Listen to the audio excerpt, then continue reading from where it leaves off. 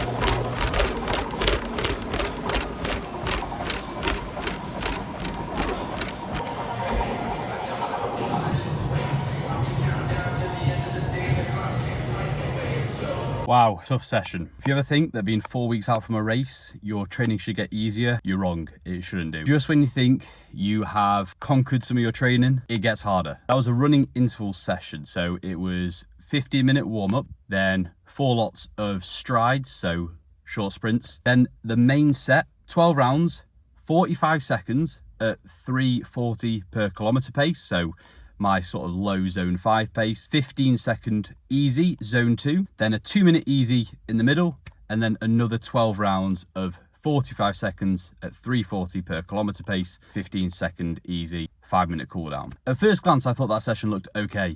45 seconds on, 15 seconds off, not too bad. I'm used to doing some of these intervals at 10, 11, 12 minutes. So 45 seconds seems okay. The thing with that is though, 15 seconds is nowhere near enough time to let your heart rate come back down. So as a result, you end up basically just doing these 2 big blocks of 12 minutes at faster than threshold pace. Like I said, 3:40 per kilometer pace is like my zone 5 pace almost. So you end up living in this kind of high zone 4, low zone 5 heart rate zone for 24 minutes in total. Absolutely smoked my hamstrings, especially after yesterday's leg session. Hamstrings and glutes got a battering then. But it's good. It's good getting a little bit of faster pace work in, getting a bit of speed in the legs. That's a pace that's probably a bit quicker than I'll end up doing in my race. So if I can get used to running at that pace in training, then on the day when I'm going a little bit slower, it should feel all fine. Anyway, that's training done for today. Time to head home, get some lunch, do some work. So something that we'll do once a week is send out a training email to those that are on my mailing list. Now, this is basically where I deep dive into some sort of training topic, whether that is to do with running or strength, HYROX specific, normally expanding upon stuff I put up on my Instagram. So this week's email, as you can see, top 5 mistakes people are making in their HYROX training. And I go through them right here, break down each one, what you can do to avoid it. So if you want to get these emails weekly, I will put the link to sign up to them in the description. Hopefully you find them helpful and hopefully you take away something for your own training.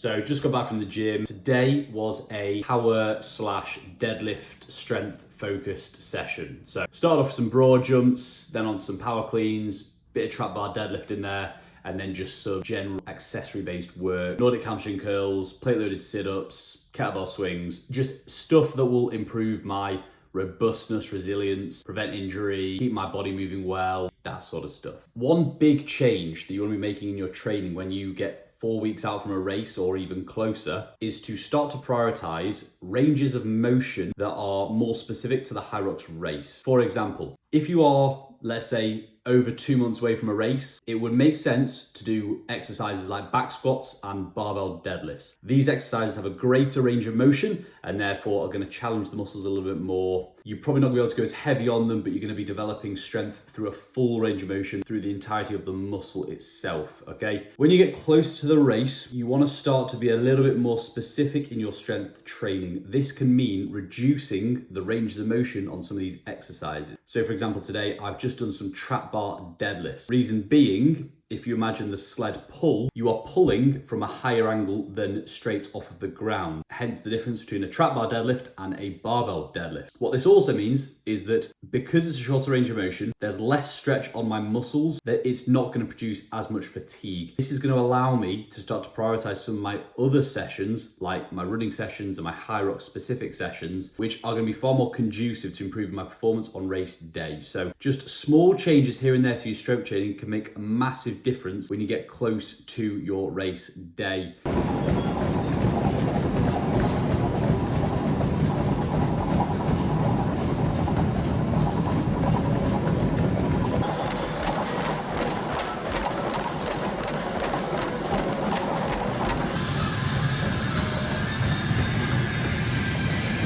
So session done. That was just an easy 50-minute run. Ended up doing 55 because I needed to round it up to 11k, of course. Someone I got asked on my Instagram not long ago was, why am I always running on a treadmill? I will always make sure I do at least one run outside, because I do agree that running outside is a bit different to running on a treadmill, just in terms of the running mechanics and so on. But there's two main reasons why I'm a big fan of running on a treadmill. First one, it allows you to hold your paces easier by literally just setting the pace on treadmill and just holding to it. And therefore you can hold your heart rate in a specific zone instead of it undulating up and down like it can do outside. So I find the treadmill really effective for specific heart rate training, whether that is zone 2 work like today or threshold work. Second reason is it causes a lot less fatigue because the treadmill belt is obviously spongier than the ground outside if you're running on pavements and roads and whatnot. And therefore it causes less fatigue. You get a little bit more bit more spring. So you're having to use less mechanical force through your legs to generate power. So you're using less energy essentially. That's really good because it allows us to have a bit more energy in our legs, less fatigue in our legs going to subsequent sessions later in the week. I do normally find if I've done a leg session the day before or if I've got one the day after, doing the run on a treadmill does just save a little bit more extra room for fatigue and doesn't mean they're as battered going into the next session. Big fan of the treadmill, always have been.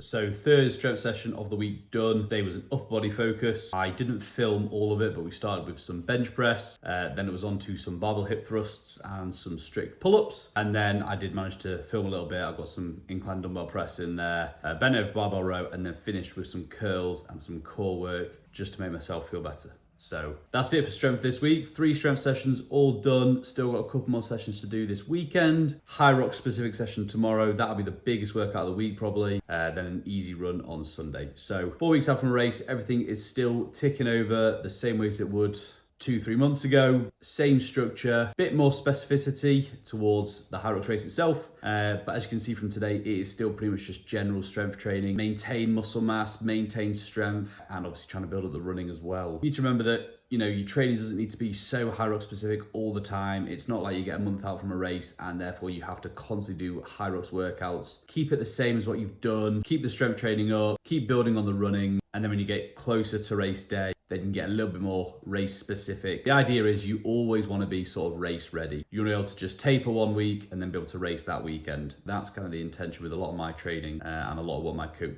puts in for me. So good training week so far, still got a couple more to do. And just while I'm editing the video you're watching, I'm also watching the Elite 15 race in Hamburg. This is the women that's on now, men are on later. It is crazy how fast they are going. I don't know if you can see that. 42, 43 minutes in, already on the farmer's carry. I mean, that is just nuts. If I can get anywhere close to that time this season, I'll be very happy.